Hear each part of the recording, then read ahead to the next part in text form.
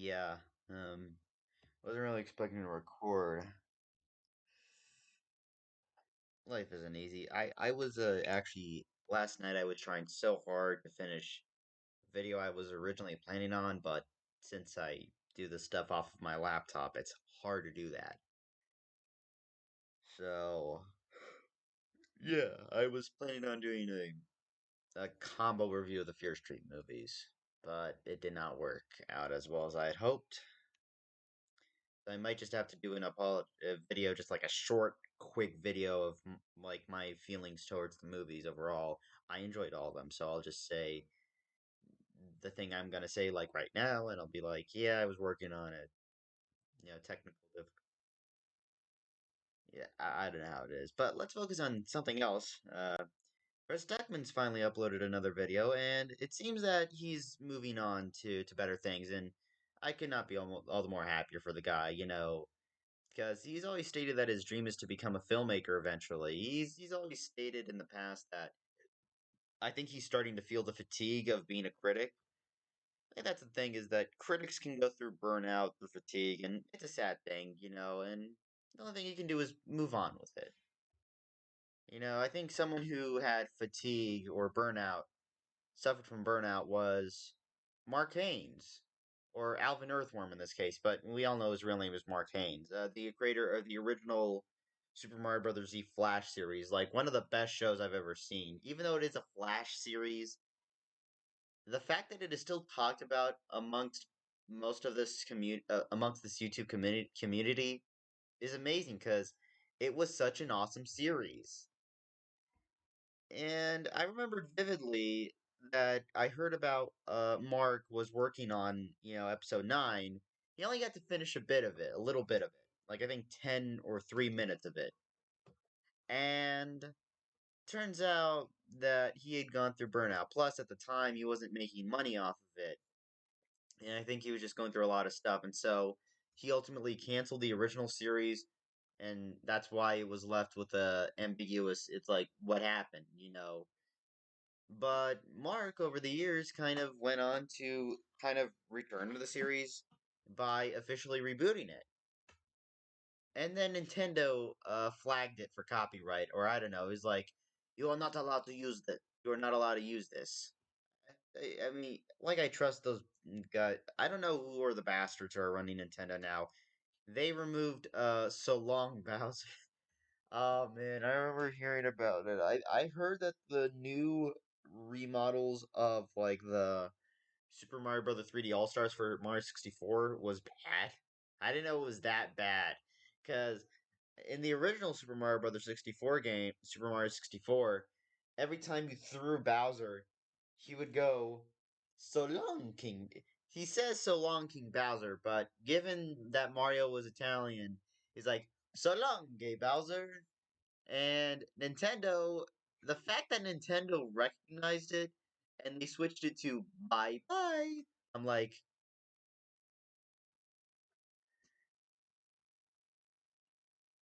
no, why would you? Point of the thing is, I don't trust video game companies anymore. I remember so many people were excited for Cyberpunk 2077, and turns out the game was like filled with bugs. Like, yeah, this is what happens when you work on a game during the pandemic.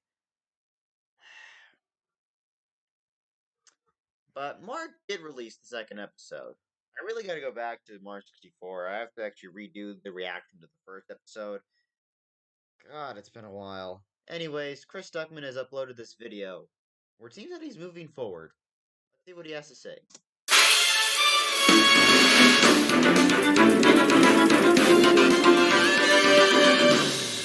Wait, what was the intro?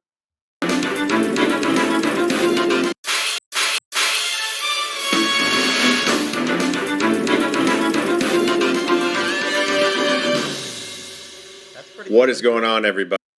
Oh, okay, this is awesome.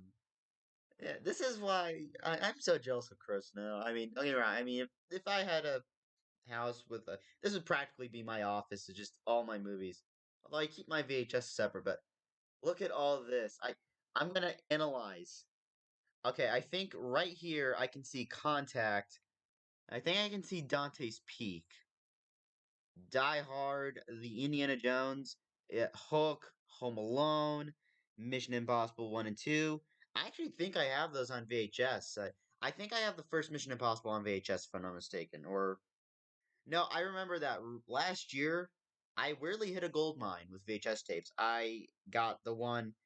Okay, I got the new one for Top Gun, still factory sealed, although the guy ripped me off. The guy charged me $5 for it. There's so many times at garage sales where it's like, what did I ever do to you? Did I run over your dog or something? This thing would cost. I mean, granted, it would. Because the thing weirdly about garage sales, and this is a side getting off topic, is what costs like over 20 or $30 on eBay is surprisingly cheaper in garage sales. I keep mentioning this, but I'm going to mention it again. I'll be back. The Criterion Collection version of Armageddon is going for like, just to give you a hint, Armageddon Criterion eBay. All right, let's see what it's going for. All right. Uh, yeah. 2008 Criterion. Oh, sorry, it's in another goddamn language. I hate it when this happens. It's like the goddamn settings. Okay, but yeah, shopping. This will be better. Um, goddamn. I gotta like really switch it up. Let me just pause. Yeah, it's hard. This laptop is crazy. But yeah, I remember seeing that this was going for like $30 on eBay or something. I was like, damn it. But one day I'm going through garage sales during the weekend because it's a hobby. I love going to garage sales.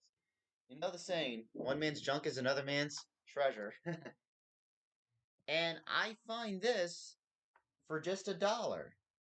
One simple dollar, and the disc still works. I haven't actually seen this in a while, but the fact that I own the very rare Criterion edition, it is very rare, but when you find it on YouTube, it's like, yeah.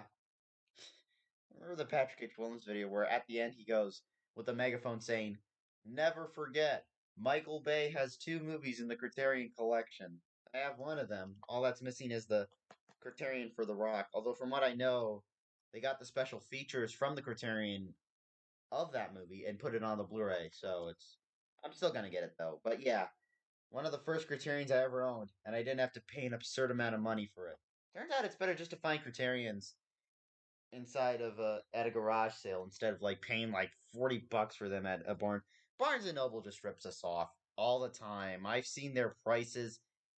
They are so damn absurd. It is like you really just go there for the coffee and for like the silence. But no, actually, I should just go to a Barnes and Noble in case there's a Funko Pop sale. But yeah, I'm gonna like see. All right, Mission Impossible and two. I assume right down here I can see Predator, the Arnie movie, because I have to clarify it. I think I also found Halloween. Hopefully, it's the original. I think it's a Blockbuster exclusive. God, there's so many, of course. So yeah, it looks like Chris did a little remodeling, and it looks great. Man, I'm putting so much. But yeah, looks good, Chris. I love the updated office. Also, awesome shirt, man. Chris has these gets these awesome shirts all the time. I remember one of them when he was reviewing a movie he wore. It was a Dexter's laboratory shirt, but it was an Avengers Endgame poster in the style with just with Dexter's laboratory characters. It was awesome. Buddy. So this is a new background. I think actually no, I think this is a bunch of anime. As far as Chris's hentai collection goes, I think that goes to I think that John has that stuff. I don't think Chris wants his. I'm kidding. I'm pretty sure Chris doesn't even watch hentai. All right, I'm shutting up forever. It's not that new. It's very similar to the one that I've been shooting in, but I wanted to shoot in a new space. I've been working on this background. I wanted it to look a little wider. I like the idea of having some VHS. I don't watch movies on VHS anymore, but aesthetically they look amazing. They're so much wider and bigger than a Blu-ray, and you can really see the title, and there's just something very nostalgic about them. So on this side is That regular is, movies, and on this side is anime VHS. I knew it. It was anime. Yeah, I had a feeling it was anime. All that's left now is for Chris to do a video where he talks about his VHS collection. I actually have started collecting VHS tapes as the last year. Funny story. I own two copies of the Titanic VHS, but it's the widescreen version. The but here's the funny thing. I went to a garage sale. I bought the first one. It was kind of old. It was lived out. The one problem was cassette one was moldy. But I was like, I never find this anywhere, so I'll pay for it. It's 50 cents. But then I go to an estate sale one day where I also happen to find this. Again, shows you how much. Put things in the wrong order. Put Narnia Chronicles. I should really rearrange. My stuff is not really that alphabetical. It's mostly alphabetical. I found this edition of the Chronicles of Narnia, which happens to come with the artwork from What a Workshop, if I'm not mistaken. Comes to show you why I love going to garages. I can find this stuff. Some cool. Look, this is clearly the scene where Edmund is meeting the White Witch, and this is the scene where yeah, this is I think the scene where is it Edmund or is it because I think I could see Lucy. No, but I could see it's Aslan. Is this Peter's knighting? I think this. No. This might be Edmund being knighted. Yeah. God, just the things I find at the garage sale are like funny. The only thing I know is very rare to find is like the extended because like the version that is the most common. I actually bought this twice. The version that is the most common is just the normal edition where you can find the two audio commentary tracks and a little subtitle thing where it's like yeah showing you fun facts and I think a gag reel. But then I found this version. I was like, all right, I'm keeping this. But I actually gave it to my friend who gave it to her friend. Yeah. All that's left is I actually want to look for the extended edition, although I know that's on eBay. And God, it's very rare. I can never find it. There was that time I remember where Disney just kept doing extended editions of movies, even their Touchstone catalogs. So say like Crimson Tide or Enemy of the State or Con Air and even Gone in 60 Seconds. And then after that, it was like it's similar to Sony. Sony did that for a long while, and then they just stopped. I don't know. It was that thing where people were just releasing these director's cut editions. Times move on very fast. I'm sorry for pausing the video. It's just I really just like those interesting stories. So point is, the same garage sale I found that Chronicles of Narnia DVD. I found a copy of Titanic again, widescreen VHS, and it was in perfect condition. It wasn't wrapped in like cellophane. It wasn't wrapped in the cellophane. It was just it was I looked at the two. I was like, cassette one, good. Cassette two, so I own two copies of Titanic on VHS, widescreen edition. I know. Insert random cinema sickness joke right here. Yeah, I watch Cinema Sickness from time to time. I actually subscribe to him. It's like I watch his videos whenever I'm just doing chores, and I can overhear him, and it's like, yeah. But yeah, I also have. I think I have the VHS tape for Mission Impossible. Also, the Mexican and City of Angels, Top Gun, which the guy ripped me off for $5. Should have been like two VHS tapes, man. I mean, they're so expensive online. You really, I'm pretty sure the guy was just a. I mean, I still bought it overall. Top Gun with the original open matte negative. Oh god. This is why I don't care how old VHS tapes are. They're just so much nostalgic value. I guess it's because I'm such a collector myself. Wait, do I see a VHS tape for Behind Enemy Lines? Yes, which strangely has gotten insanely Hold on. popular movies, and on this side is anime V. Yeah, it is Behind Enemy Lines. That is actually a pretty damn good film. I will admit. From when you consider the films that that director made, Flight of the Phoenix, okay, that's pretty fine. But then after that, the director of that same director of Behind Enemy Lines unfortunately took a dive for the worst. Because then the same guy made the remake of The Omen, the Max Payne movie.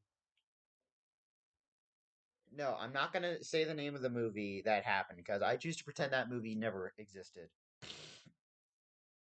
I can't say the name. I think Chris knows what movie I might be talking about. Ugh. Yeah, but the thing about VHS tapes is they're so cheap to find at garage sales and even at the Goodwills or at Brain, why you no work? Flea markets. And the fact that people on eBay just charge them a lot, it's like, okay, I understand why, but sometimes although the widescreen VHS tapes are very hard to find, but Titanic was easier for me. People say God does not exist. I prove them otherwise. VHS, which strangely has gotten insanely expensive. You, that's what I say. The fact that it's like EA. It's like EA with their DLCs. It's like charge more money for this. Yes. Do you want to have this DLC? Click yes. Pay $5.99. Click no. Pay 99 cents. I get it. They're VHS tapes. You might never find these things again, although you might find them for the exact cheaper price at like I say, at a freaking garage sale. Actually, I even buy some CDs. This video is just gonna be me reacting to Chris's video, while also porting out my collection for all of you guys to see. Let me see if I can get this out correctly. Ugh. I also buy vintage CDs. These CDs I have not listened to because I had a car where I could play these, and now I don't have that car anymore, which is goddamn sad for me. There's also these things that got a lot of dust, so show you all the CDs I bought as of recently. I have more, but here are some of the main ones. All right, Sinatra reprise, The Very Good Years includes Last Dance, I Get a Kick Out of You, Luck Be a Lady, The Way You Look Tonight, Fly Me to the Moon, It Was a Very Good Year, Love and Marriage, I Got You Under My Skin, That's Life, My Way, The Lady is a Tramp, and the theme from New York, New York included. What's this? Oh yeah, Sinatra duets, which include, of course, Come Fly With Me, Bewitched, Fly Me to the Moon, Luck Be a Lady, yada yada, which includes a lot of artists, including Gladys Knight and Stevie Wonder, Patti LaBelle, Willie Nelson, Jimmy Buffett, and Neil Diamond. Awesome, I love Neil Diamond. What else? Nora Jones. Actually, see, did I buy? I remember buying this, and it was. Oh, thank God, it's still in mint condition. It's actually a weird thing. I've become OCD as cinema sickness. Not as OCD, but yeah. I got Nora Jones. I'm a man of culture. I like Nora Jones. Shut up. Elton John greatest hits from 76 to 86. So I'm still standing. Mama can't buy you love. Uh, Little Genie, Blue Eyes, Don't Go Breaking My Heart. Yeah, I guess that's why they call it the Blue. Yeah, and Nikita, Essential Pop. This is just one of those essential collections you can find at a shop right for cheap. I found this for very much in new mint condition.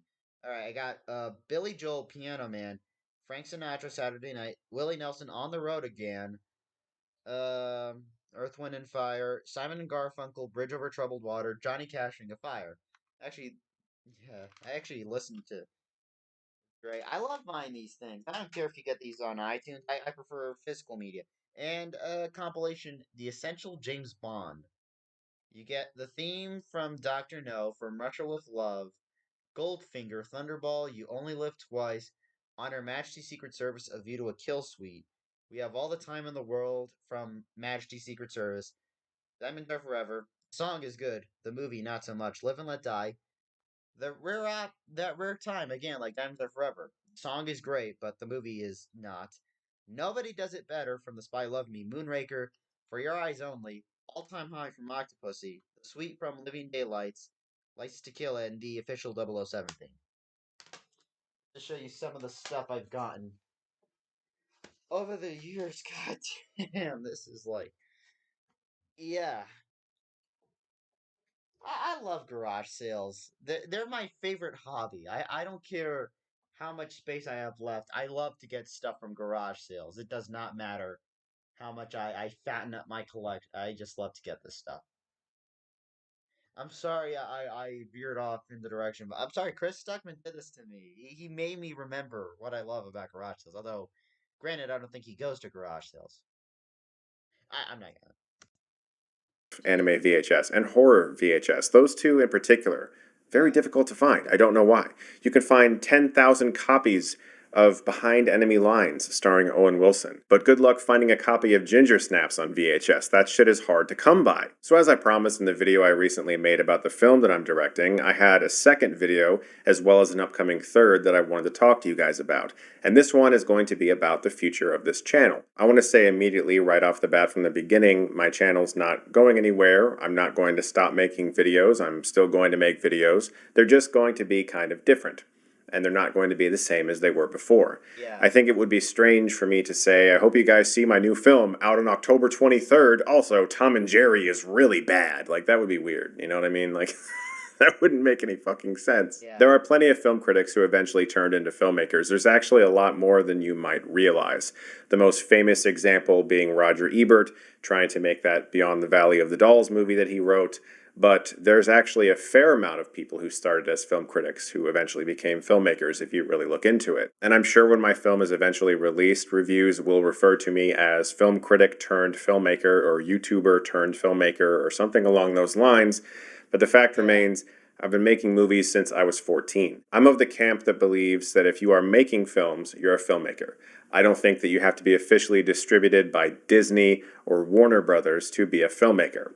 I think that if you make films, You're a filmmaker. you're a filmmaker. And I've said this many times in the past, YouTube was a surprise, and the success that I've had on this platform.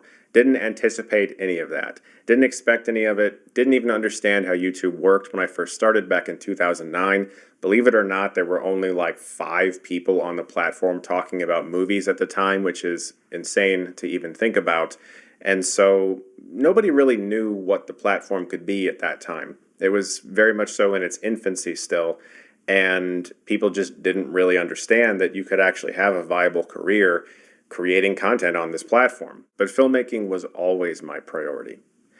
And I think YouTube kind of caged the beast for a while because I always wanted to make films and I wanted to pursue that career.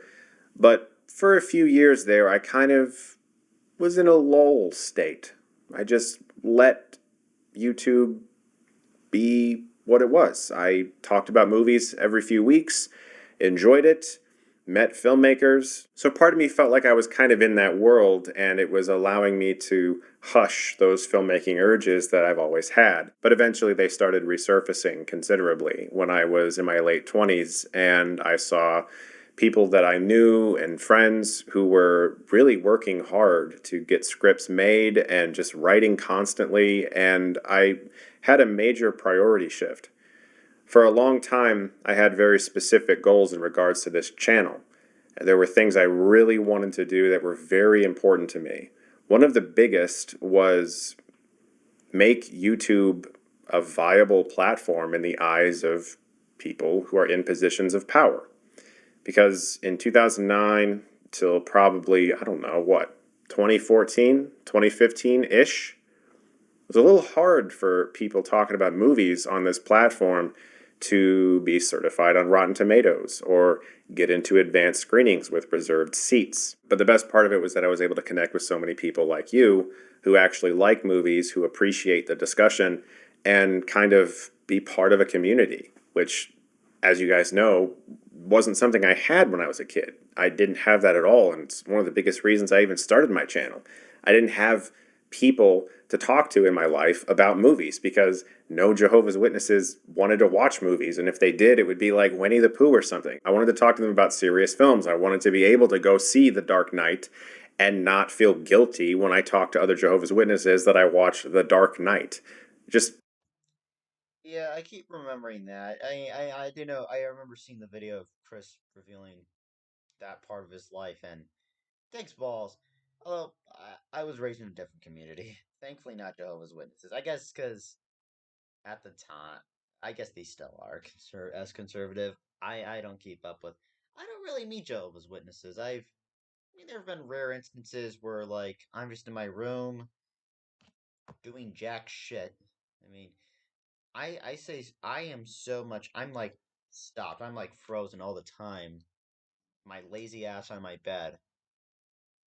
And thing is, like, actually, recently when I try to go outside, you know, driving, if I'm like taking a ride, like I have to go help my mom out or something, I recently had a bit of claustrophobia with closed windows and like vomit anxiety. Like, I just wanted to. I'm like, ugh. I think especially because it's like now summer, it's on the hot sun, and you're like, ugh, God, oh.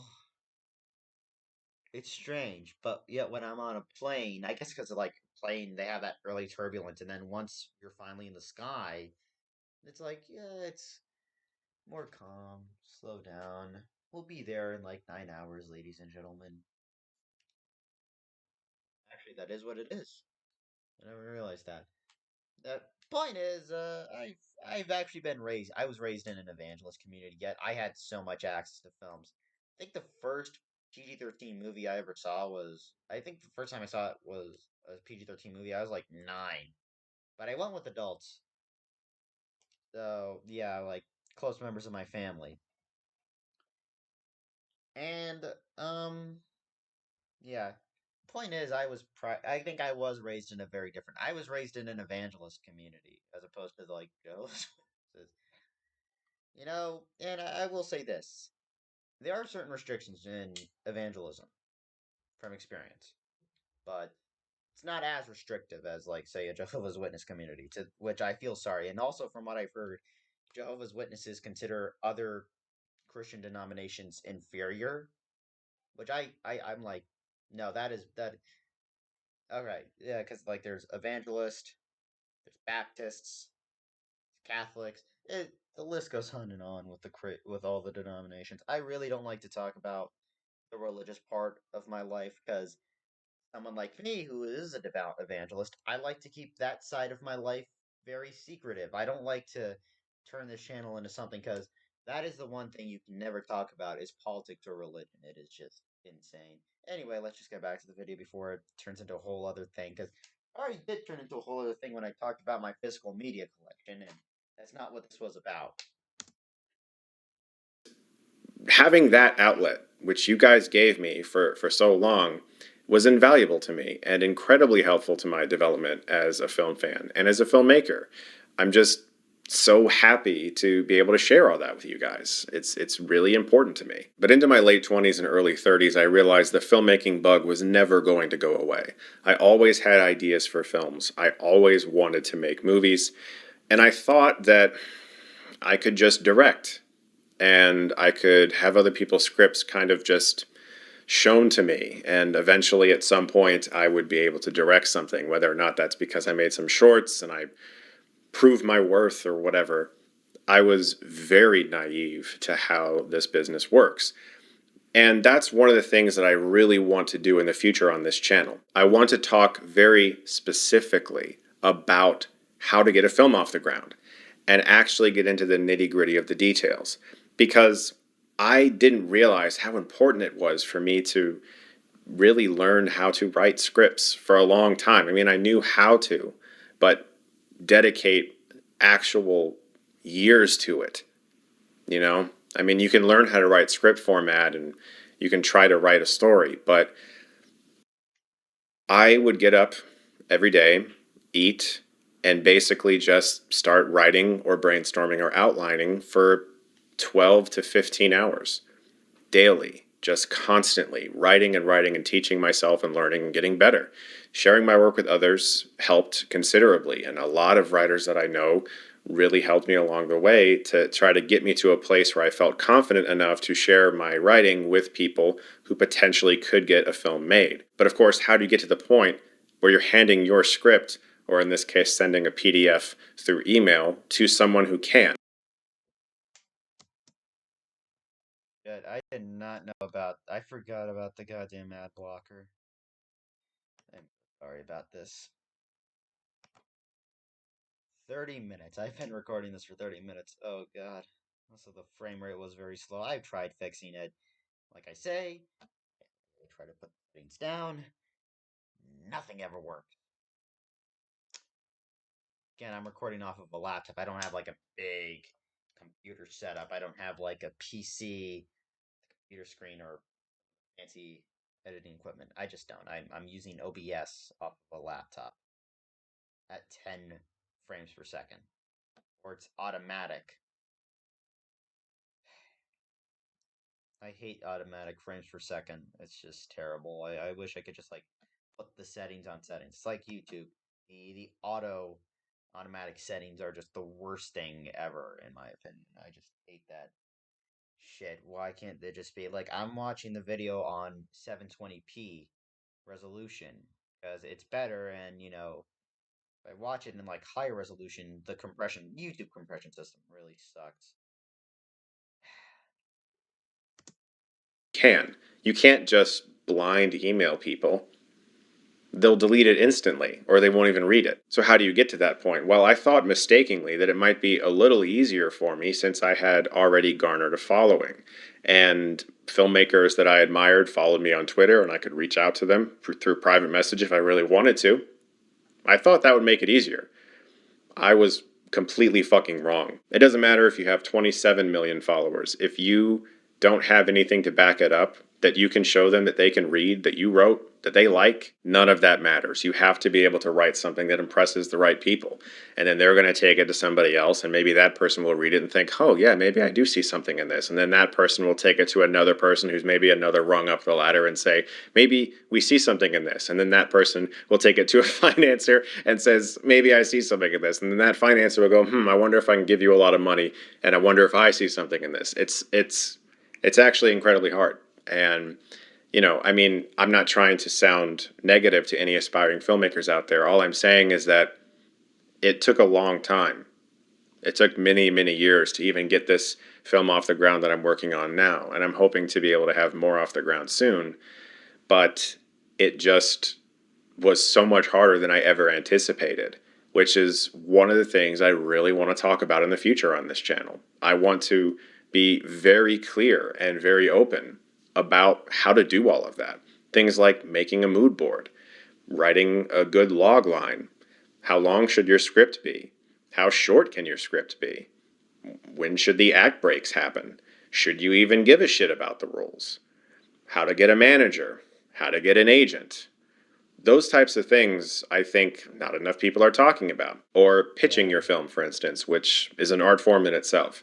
It's very difficult to master, and you have to be moldable when you're doing it because it's very difficult, especially for introverts. I'm very introverted. I'm not very good at all with social stuff, and I tend to have a lot of social anxiety.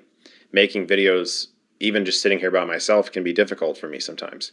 And so, pitching my ideas, you sort of have to take on this notion that your idea is good. And I have major imposter syndrome, and so I always think my ideas are not good. And it's very difficult for me to wrap my head around the idea of telling someone else my shit is good, and I want you to be able to make this and finance this and trust me. Those are the types of things I would love to make videos about. As far as movie reviews, I'm still going to talk about movies. What I'm not going to do anymore is trash filmmakers. And I know that for some people that's going to be a disappointment. And I also know that that will probably cost me some views. But I just don't enjoy it anymore. I don't enjoy talking negatively about film. It was hard to make amateur films as a kid, and I knew that. But it's very difficult to make them professionally as an adult as well. And meeting filmmakers, talking to them at festivals, going onto their sets, really seeing how much work goes into even your average, not so great movie. I just don't feel like doing that anymore. I don't want to talk negatively about filmmakers. I don't want to trash filmmakers. It would be strange for me to be making movies and also shitting on other filmmakers. Also, there's plenty of that on this platform already. There Yeah, are so what Chris is saying is so goddamn true to a fault. There are even times where I'm excited for a movie, and it's like I respect the filmmaker. I know what they're trying to do. I know how much hard work put into it, but then the final result is disappointing. And you can talk about that all the time, but it's like I remember the one scene I always keep talking about it. The one scene from Chef, I think can apply to what many how many directors wish they could come up to their most harshest critics. And I mean, because critics and sadly just really don't realize how much hard work. I never worked on a film. Hopefully one day I will. If I work as an assistant director or as like a unit production manager, I'm like, all right, or like maybe just assistant director or camera op or like focus puller, clapper loader, like that. By the way, this is just a phone tripod for my Motorola One Action that's over there. For example, recently the movie Cherry came out, and I appreciate what the Russo brothers were trying to do. I know I respect what they were trying to do with the movie, but narratively, it's like all over the place. It's kind of the same problem Domino suffered, but even I enjoyed the movie.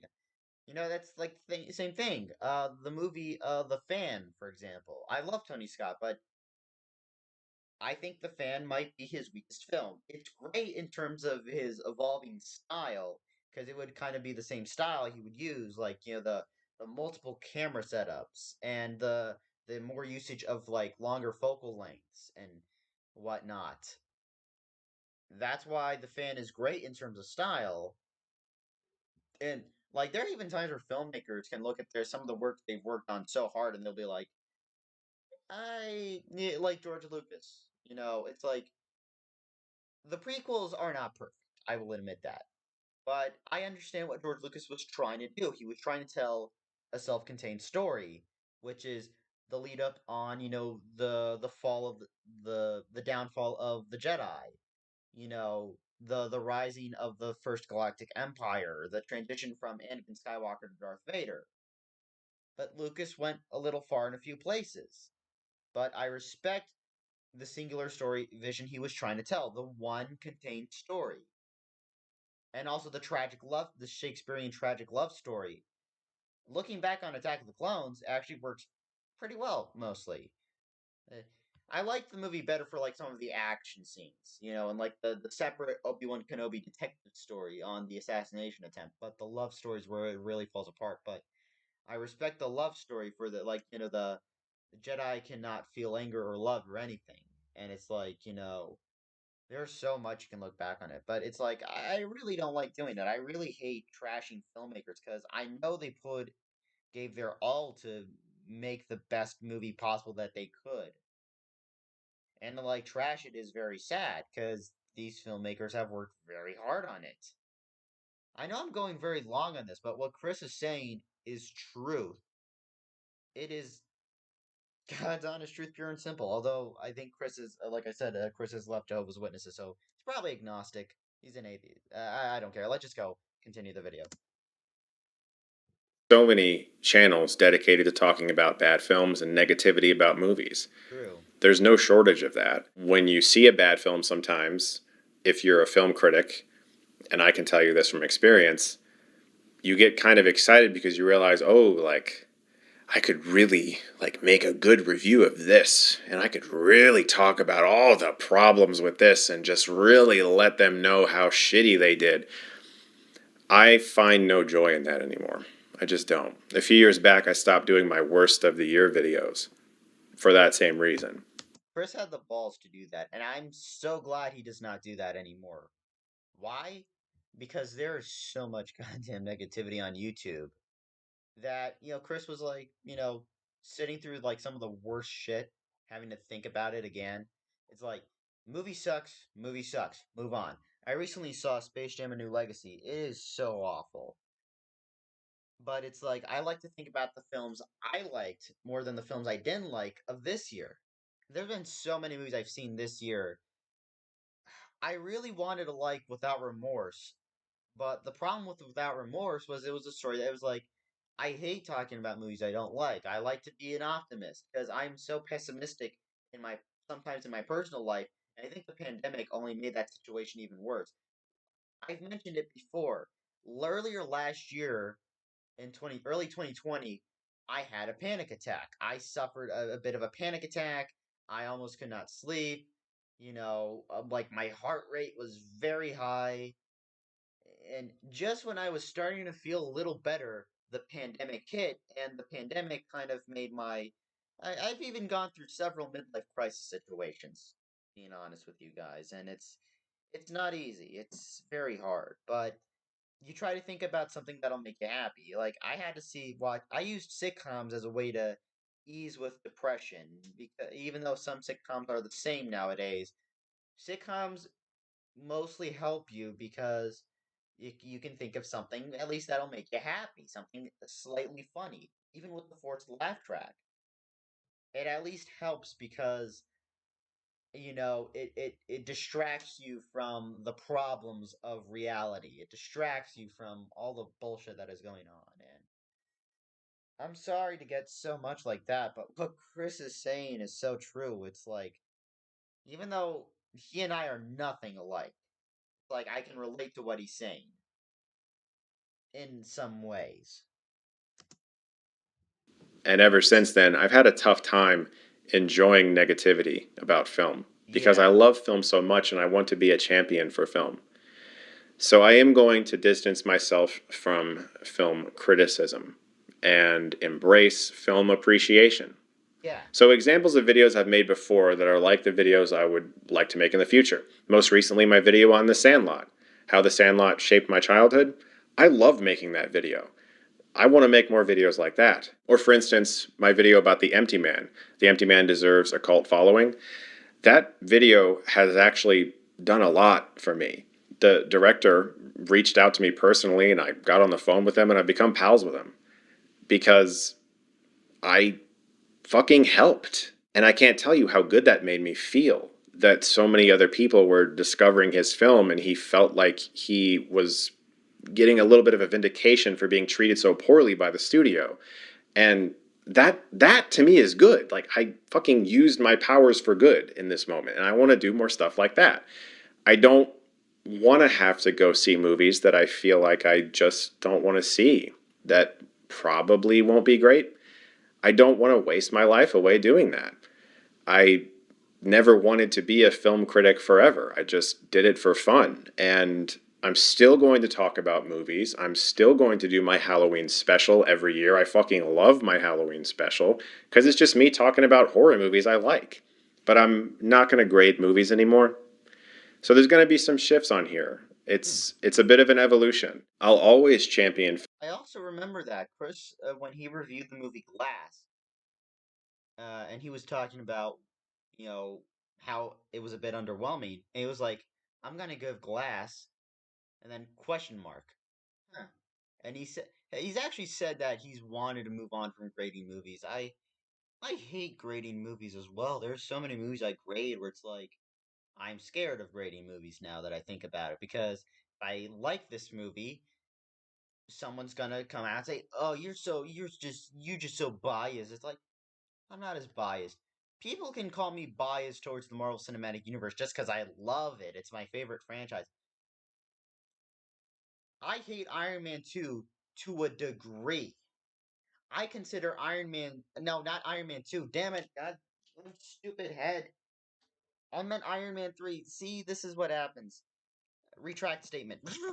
I hate Iron Man 3. I love Iron Man 2. I don't care how many people hate it.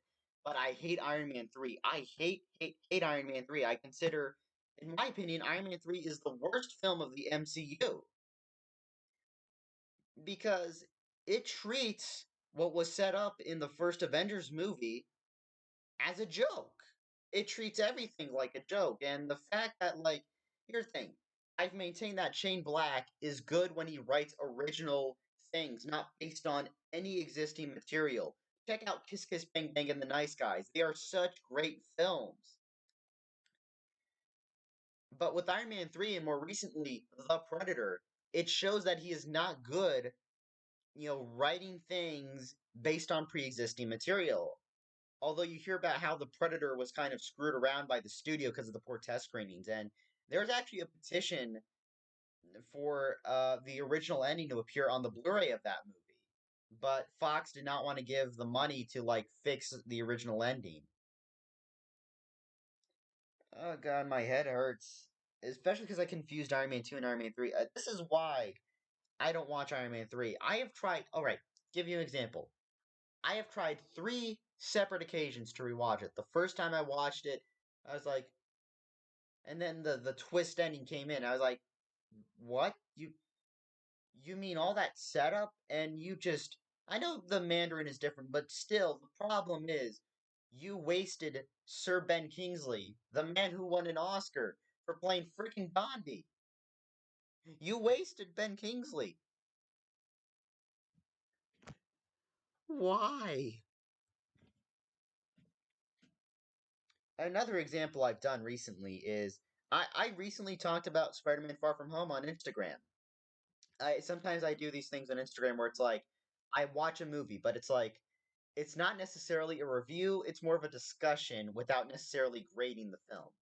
I did it for Luca, where I'm like conflicted with Spider-Man Far From Home because Spider-Man Far From Home, there's so much good in it, like, but then there's so much wrong with it. Like the film kind of suffers from the same problem that Iron Man 3 did, where it treats everything that was set up as a throwaway joke for laughs.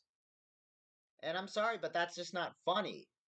You can say I'm taking this too seriously, but no, no, I know what it's like, alright? And also, given the behind the scenes drama with Sony and Marvel, it kind of made the film even worse, because I really enjoyed Spider Man Far From Home when I saw it in theaters.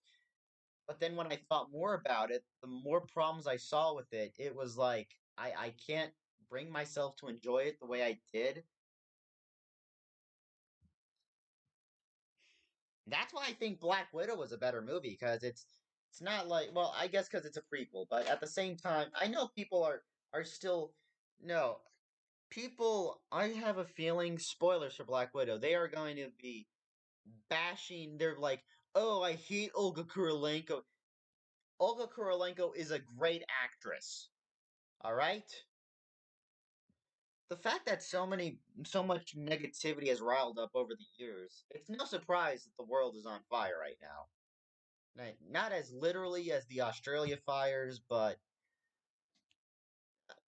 these videos are actually. Now that I think about it, I'm gonna talk about it later.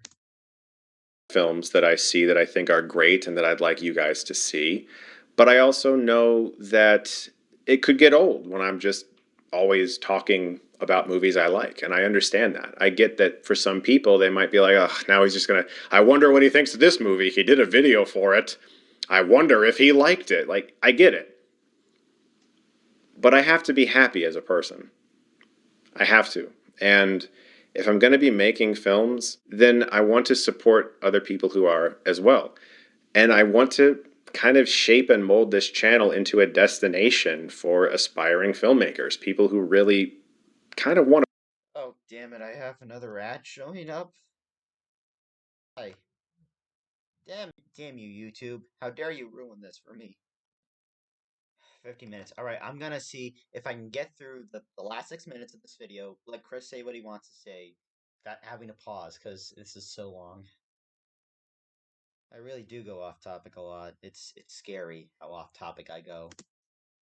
Filmmakers, people who really kind of want to fucking know how to do it for real. For years as a kid and into fuck it as a kid. Now I still watch videos of filmmakers that I admire giving advice to aspiring filmmakers. And even though I would always obtain little gems of knowledge from those videos, I couldn't help but be disappointed every time I watched them when the masters were asked, what advice would you give to young filmmakers today that you wish you had when you were starting? The common response for most of them is that you have a camera in your pocket and you should probably just go out and make movies, because I didn't have that when I was a kid. All I had was my dad's Super 8 camera, and you have no excuse. All that's absolutely true, of course, and it is good to practice. You have to practice, you have to learn, but I kind of feel like most people know that. And if you don't know that you have to practice to get good at making movies, well, then you might be in some trouble. But I think most people know I have to make stuff, I have to write stuff, I have to really get going. And that didn't really help me because I'd been making movies since I was 14. I had already been going out and making movies long before I had a fucking cell phone. I was shooting them on mini DV tape. So why wasn't it coming together? I was doing all that stuff. A lot of filmmakers talk about film as if it's this magical thing that just kind of happens. Poof, here's a movie. It came from nowhere. It just, isn't it magical how everything just came together? Nobody wants to talk about the actual details. I think it's because they assume it's boring, but it's fucking not. It's the shit that people really should be talking about. And I want to make videos about that. And I also want to restart some old segments. I miss doing Retro Rewind. I love that segment, talking about something from back in the day that I loved or appreciated, and just sharing stories about it. That kind of stuff to me is exciting. And I really hope that you guys enjoy those videos and stick around. I understand that a video on how to pitch a screenplay to an executive who maybe doesn't give a shit about you isn't necessarily going to get the types of views that a review of, say, Avengers Endgame will.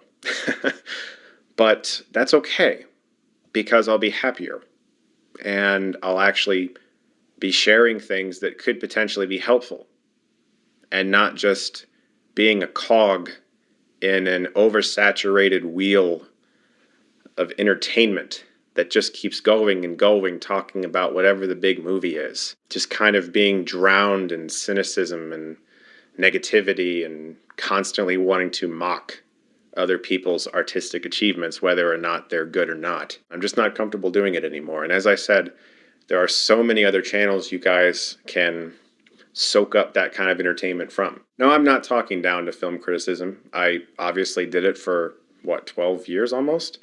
And I know that it's valuable, I know that it's important, and it's very helpful sometimes. And trust me, there's a sort of like a not so great kept secret, but filmmakers are all great film critics. They just don't write about it in magazines. Great filmmakers are great film critics because they know what makes a good movie. And when they see a bad movie, it's fucking bad. They just don't usually publicly trash other filmmakers, unless you're Paul Schrader. But that's okay because you wrote Taxi Driver, I guess, and so you kind of have this get out of jail free card. Yeah. By the way, if by any chance Paul Schrader happens to be watching this, I really like you. You're a really great filmmaker. So I've already seen some new releases that I'd love to talk about. It's just that the videos aren't going to be called the film's title movie review. I'm not going to have a grade for it. I'm just going to share movies that I think should be supported. I just want to be able to do that. If I have this platform and I'm going to be making movies, I feel like I have this great resource at my fingertips to be able to support filmmakers. And whether or not it's talking about the new Marvel movie that everyone's going to fucking see anyway, or a movie like The Empty Man that nobody saw, but that people should have fucking saw. To me, that's the shit that nobody's doing because it doesn't get hits. I want to talk about movies that need support. I can't tell you how many people have emailed me over the past decade begging me to review their movies because nobody's fucking watching them.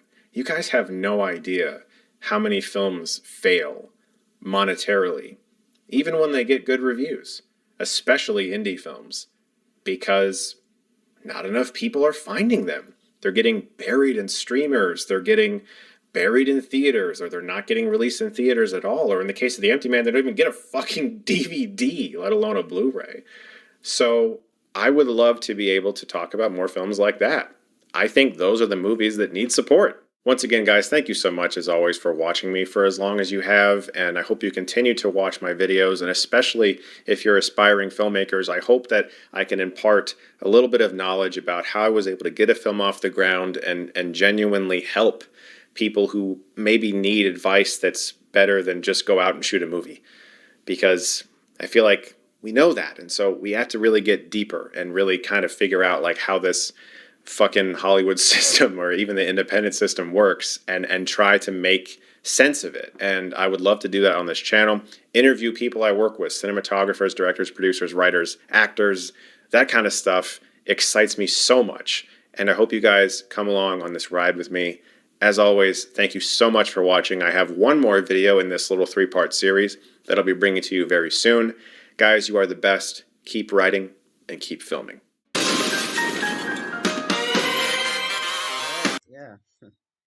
I was sorry for like, delaying all of you for an hour and not focusing on the video. It's just I've always had this feeling like every time I watch a Stuckmann video, it's kind of therapeutic in a way. And I talked about a lot of shit I didn't want to talk about, but it's good to talk about it.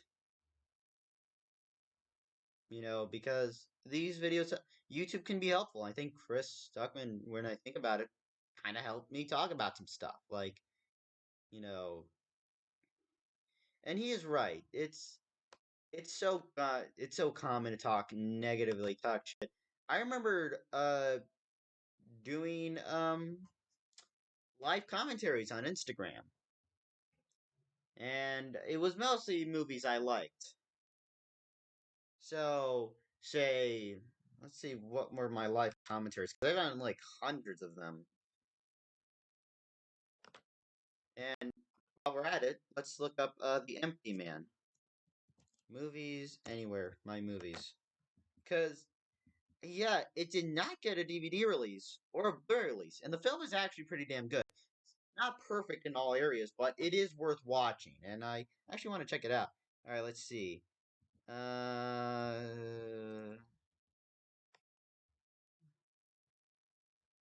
See, that's the Independence Day clip in the. I've done so many of these to the part where it's like, yeah. Also, I had this. Yeah. All right. I gotta really look in. Let's see videos. Ah, shit. I always get these notifications. I'll read these notifications later. But yeah, I've done. I remember trying to do it for The Rise of Skywalker because I generally just talk about movies I like. And halfway through, Instagram kind of picked it up and was like, "No, you can't record this because you own copyrighted music." And it left me so angry that I had to stop doing live commentaries on YouTube.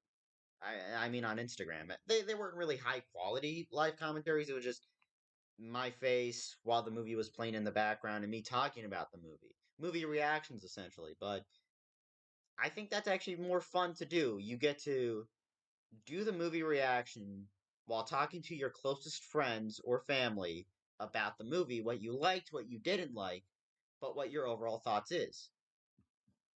Kind of like Black Widow. I love the movie.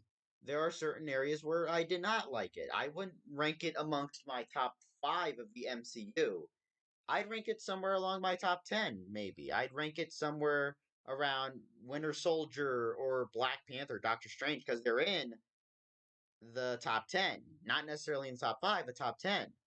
Let's see if I can find it, though. The Empty Man. Ah, Jesus, I forgot to type the T. Can it? Yeah, it is. It's on Movies Anywhere, for Christ's sake. Yeah, 65%. It's on my wish list actually. Oh yeah, no, I already had it on my wish list. Yeah. Two, common sense. God, no. No special features whatsoever. Disney should be supporting this movie. I actually want to purchase this. I'll purchase it in 4K if I have to. Also, I follow the film's DP, Anastas Mitchus, on Instagram. I don't know if I should say that. Alright, so let me see if I can find what was my first live commentary. Ready Player One, which I was my first one, and then I did a few more. So yeah, I kept just reviewing it, filling up content. Night at the Museum 2, Cowboys and Aliens. Oh, I've done a lot of stuff. Yeah, I just like to talk more positively about films, even films I don't like, and try to focus on where they worked, because that's better. It's better than just. It's easier to nitpick a movie. It's easier to throw shit on it. That is easier, but it is hard to find people, because here's the thing: you can talk negatively about a movie so long, but then it comes to the point of fatigue where you're bored by it. You're like, yeah, this isn't as entertaining as I thought. It's been done so many times that when you talk about films and you do film criticism, it's like you're just joining the band. It's I don't know, but Chris Stuckman really said a lot of things that I agree with. So I'm gonna leave a link to the original video down below. This was Chris Stuckman, talking about his channel moving forward. Did I have to do a reaction with? No, I didn't, but I love watching Chris's content, and I'll always be excited for anything Chris has, you know, planned. And he helps me talk about stuff I didn't even notice, even like in The Sandlot, where I kept talking, the film looks better than it has any right to be. Because, for like a comedy or family film, you could easily shoot that. Yeah, here's 35 millimeter camera, here's a spherical lens. Shoot it. Yeah, all right, check the gate, put the camera out. But with The Sandlot, they made the film look so good. Like, they actually went and shot with actual anamorphic lenses and gave it a really great feel to it. And that's the thing. Sandlot looks better than it has any right to be. There's just so much. I just love talking about good things. I like to support films, even films if I don't like it. I just like to know that I'm excited for it. Yeah, I was excited for it, even if it was I should probably do reactions to Chris's essays on films. Of course, I have to watch some of those movies and go back to the videos, but it'll be interesting to see his point of view on them. So I'll leave a link to the original video down below, a link to Chris's channel. Go follow the guy. Follow the guy on YouTube. He's got like he's nearing 2 million. It should be 1.99. He should be near 2 million by now. It's a crime that he's not at 2 million. And I'll also leave a link to Instagram. Thank you as always for watching. Don't forget to like, comment, subscribe. If you do subscribe, hit that bell to stay notified. And yeah, this is the only video I'm going to record today. So, Godspeed, everyone. Take care.